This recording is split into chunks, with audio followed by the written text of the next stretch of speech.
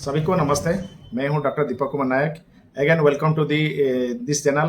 तो आज एनक्यूएस प्रिपरेशन के बारे में जो पार्ट 5 है। तो पहले जो था एनक्यूएस कैसे प्रिपेयर करना है, तो उसके बाद में area of concern A and B and C D and E. आज है F G and H. F part है क्या है, तो इन्फेक्शन कंट्रोल एफ है, जी है quality management and H outcome. पहले हम जानेंगे तो इन्फेक्शन कंट्रोल। इन्फेक्शन कंट्रोल क्या है? Infection control is so much important that, तो जो भी इन्फेक्शन होता है तो कैसे प्रिवेंट करना है। मतलब जब पेशेंट आता है तो कोई secondary infection, hospital acquired infection ना हो, उसके लिए प्रिवेंट करना है। जहां जहां भी हो सके, वार्ड में हो या आपके थ्रो हो, मतलब आपके हाथ से हो या ओटी से हो, आप during the post natal care जो भी ड्यूरिंग दी ट्रीटमेंट, तो एवरीथिंग कैसे कि इन्फेक्शन प्रिवेंट ना हो। ये ऐसे ही आप इन्फेक्शन कंट्रोल प्रिवेंशन है। पहले है इन्फेक्शन कंट्रोल जानेंगे। इन्फेक्शन कंट्रोल कंपोनेंट क्या क्या है। पहले तो F1 है इन्फेक्शन कंट्रोल। ये ऐसे ही है कि हर हॉस्पिटल में एक इन्फेक्शन कंट्रोल कमेटी होना चाहिए। और ड्यूरिंग दिस असेसमेंट आप देखेंगे, क्योंकि hospital infection control committee formation हुआ कि नहीं हुआ है। अगर हुआ है तो कौन कौन मेंबर है, इसमें मेंबर होना चाहिए। तो हॉस्पिटल अथॉरिटी एंड मतलब जो सुपरिटेंडेंट होते हैं वो होना चाहिए। And along with that all the department HOD जो होते हैं उसे भी होना चाहिए, डिपार्टमेंट इंचार्ज होना चाहिए। एक इन्फेक्शन कंट्रोल ऑफिसर जो प्रोबेबल माइक्रोबायोलॉजिस्ट, पैथोलॉजी जो भी हो, इन्फेक्शन कंट्रोल ऑफिसर होना चाहिए। इन्फेक्शन कंट्रोल नर्स होना चाहिए एंड इन्फेक्शन प्रॉपर्ली मॉनिटरिंग करना चाहिए। ये सब infection control committee, and it should be regularly meet monthly once बैठना चाहिए। अगर कमिटी है तो क्या क्या पर डिस्कशन करना चाहिए। अगर कोई एक्टिविटी हो रहा है, कोई इन्फेक्शन रिपोर्टिंग आ रहा है, उसे वही कमिटी देखेंगे। Along with that hospital medical checkup, जो भी वल्नरेबल पेशेंट है एंड वल्नरेबल स्टाफ है, मीन्स जो house keeping staff, diet and other staff जो भी है, पीरियडिकली हेल्थ चेकअप होना चाहिए, ये भी देखेंगे। अलॉन्ग विद दैट इम्यूनाइजेशन, जो भी biomedical waste handler, all the staff, सबको health immunization as per the hepatitis B and along with that tetanus toxoid.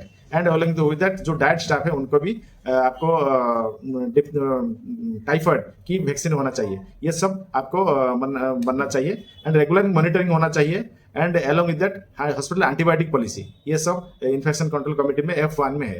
Then F2 में क्या होती है, then most hand hygiene. Hand is the most infected thing that during the treatment and properly hand hygiene होना चाहिए। मतलब ये है कि आपके पास हैंड वॉशिंग फैसिलिटी है कि नहीं, मतलब डीप आपको पास एल्बो टेप है कि नहीं, मतलब सिंक है कि नहीं जो स्प्लैश ना करे। अलॉन्ग विद दैट जो भी आपके पास होते हैं elbow tape and hand washing facility होना चाहिए, वाटर सप्लाई होना चाहिए, adequately water.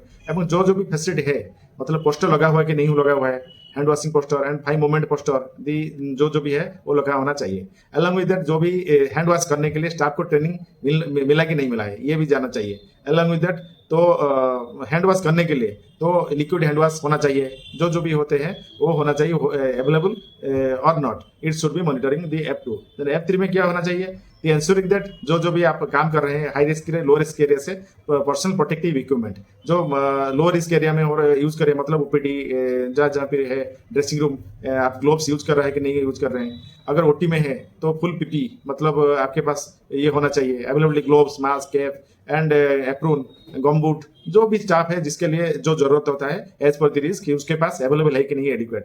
And along with that उसकी प्रॉपर्ली स्टेरिलाइज है कि नहीं, अनस्टेरिलाइज है कि नहीं, ये सब होना चाहिए। Along with that staff use कर रहे हैं कि नहीं यूज कर रहे हैं, it should be monitoring properly. Then F4 and processing of जहां पर भी इंस्ट्रूमेंट होते हैं, it should not be again used in without sterilize. Means that आपका मतलब कैथेटराइजेशन कर रहे हैं तो it should not be again used. And instrument अगर ड्रेसिंग रूम में है, लेबर रूम में है, ओटी में है, जहां पर भी अगर आपके इंट्यूबेशन कर रहे हैं, आईसीयू में है, अगर जो भी इंस्ट्रूमेंट अगेन यूज कर रहे हैं as per the protocol, it should be properly sterilize. ये सब F4 में है प्रोसेसिंग ऑफ इक्विपमेंट। आपके पास थिएटर स्टेराइल है कि नहीं, आपके ऑटोक्लेव है, autoclave properly as per the protocol use कर रहे हैं नहीं कर रहे हैं, और CSHT है कि नहीं, मतलब हाई लेवल डिसइंफेक्शन आपके पास है कि नहीं, हाइपोक्लोराइड सॉल्यूशन है कि नहीं, it should be monitoring F4। Then F5 means layout, important that, मतलब जोनिंग एट ओटी। जैसे कि एक डिपार्टमेंट डायरेक्ट एंट्री नहीं करना चाहिए। पहले तो ओटी में होता है 4 जोन होते हैं, प्रोटेक्टिव, क्लीन, स्टेराइल, डिस्पोजल। ये प्रैक्टिस यूज करें नहीं करें, इट शुड बी दैट तो प्रॉपरली इन्फेक्शन प्रिवेंशन होगा। एंड ओटी एंड आईसीयू जो भी है, air handling unit properly use कर रहे हैं नहीं यूज कर रहे हैं, मतलब आपके टाइम टू टाइम फुमिगेशन कर रहे हैं नहीं कर रहे हैं, टर्मिनल क्लीनिंग हो रहा है कि नहीं हो रहा है, it should be that the conducting थेग। And air quality properly it should be that. And the F6 is that segregation collection of the biomedical waste. जो biomedical waste है as per the segregation it should be done, क्योंकि biomedical waste है all the thing will be infected, everything general waste and something infected हो जाता है, मतलब 15% waste is biomedical waste infected and 85% general waste, it should be properly infected। तो सार होते हैं needle prick injury, मतलब कैसे मैनेज करें, needle stick injury ना हो, मतलब कैपिंग करना नहीं चाहिए, ये हमें F6 में है। Along with that, the transportation of waste, जैसे वेस्ट आया ट्रांसपोर्टेशन क्या करे कैसे करे, इट शुड बी मॉनिटरिंग। अगर ये डायरेक्ट वेस्ट ट्रांसपोर्ट नहीं होना चाहिए, along with that तो common biomedical waste treatment facility को सीबीटी ऑपरेटिव होना चाहिए। along with that जो जहां जहां पर भी जे कोई मूवमेंट ना हो, इसी तरह दौरान it should be waste properly transported at that it is on F6। Nextly, we will know the quality management area of concern G। Means that इसमें क्या है, जो जो भी हमने पढ़ा है ए से आप एफ तक कैसे इंप्लीमेंटेशन करें, मतलब कैसे गैप फिलअप करें, कैसे सर्टिफिकेशन पाए, ये सब क्वालिटी मैनेजमेंट के बारे में है।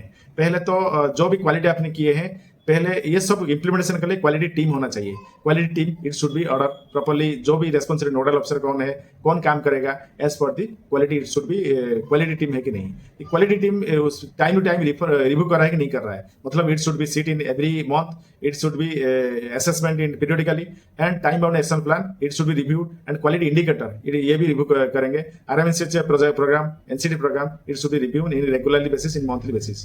Then G2 patient employ satisfaction, जो अल्टीमेटम पेशेंट है उनको जो सर्विस प्रॉपर्ली मिल रहा है कि नहीं मिल रहा है, वो सेटिस्फाई है कि नहीं, टाइमली सर्विस दे रहे हैं कि नहीं, it should B G2 is that patient satisfaction सर्वे। वो आपको सर्वे प्रॉपर्ली कर रहे हैं कि नहीं कर रहे हैं, as per the proper sample minimum 10% या 30 लेना चाहिए पर department. It should be taking properly patient satisfaction survey.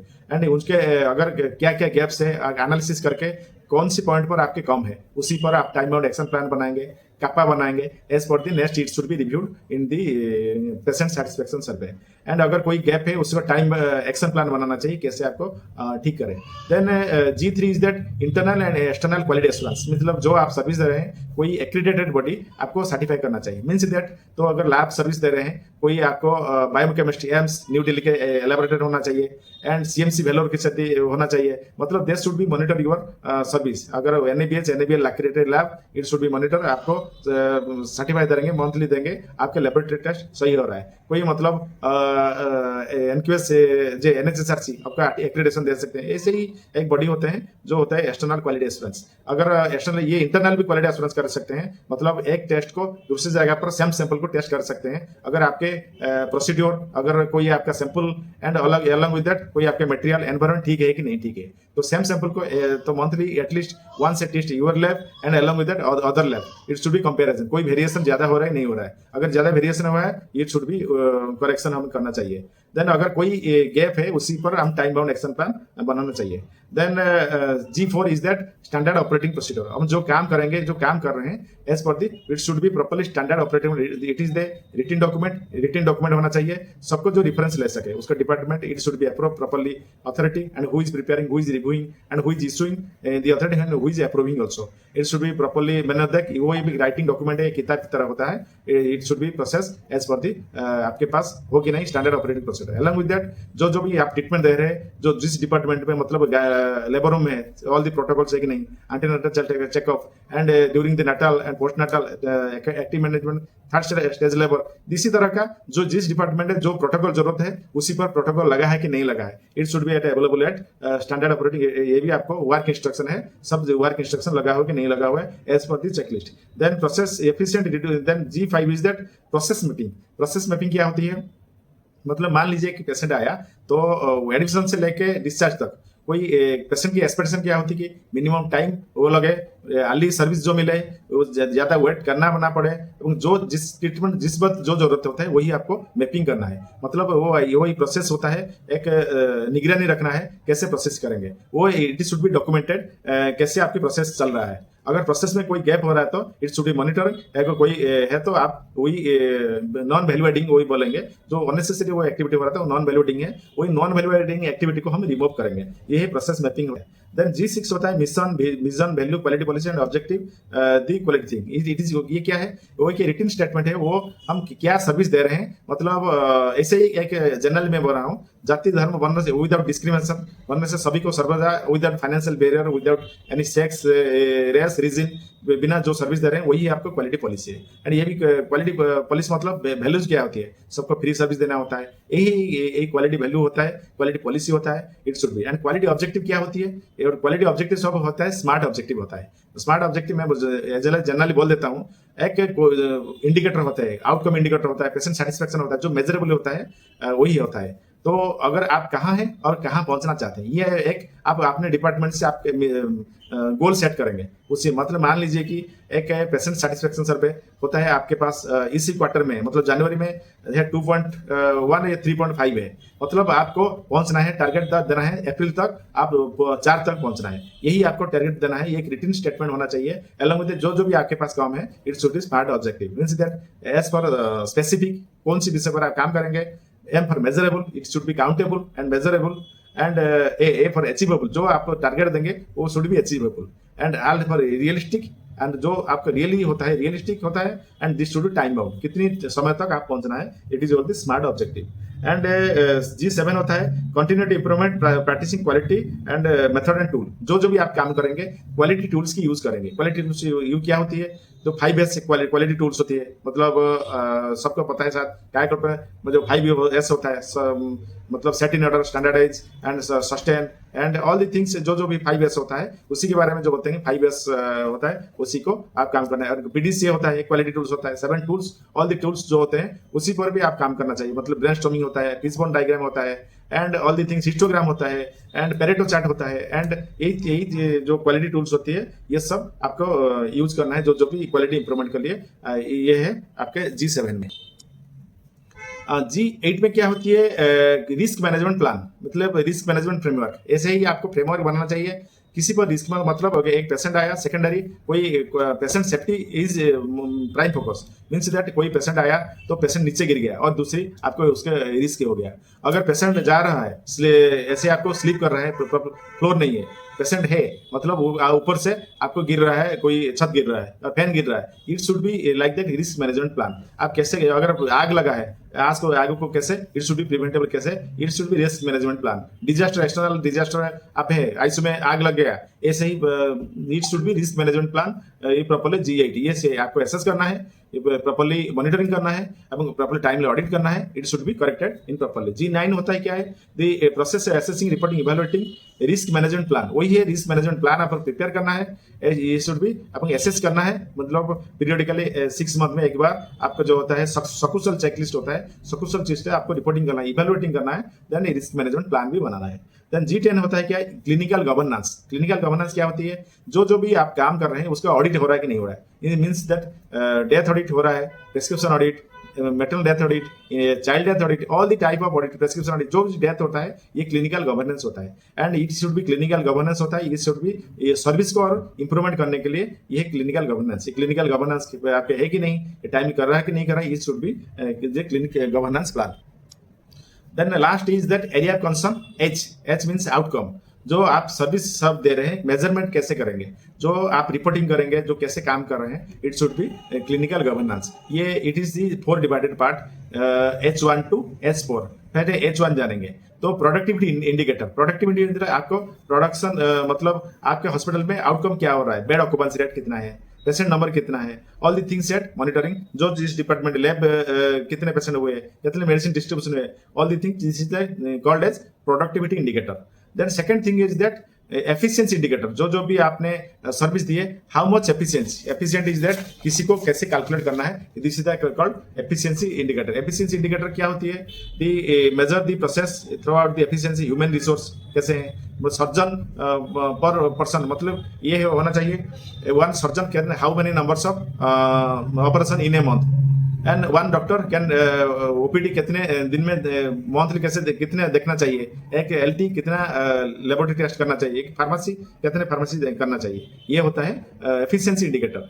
And third is H3 is that clinical quality safety indicator, means that average length of stay, मतलब आपकी quality कितनी safety लोगों को देख रहे हैं, मतलब ज्यादा एवरेज लेंथ जब स्टे होगा तो ज्यादा एफिशिएंसी होगी, मतलब ज्यादा आपका बेड रेशियो होगा, यही आपको इंडिकेटर होता है। H4 होता है सर्विस क्वालिटी।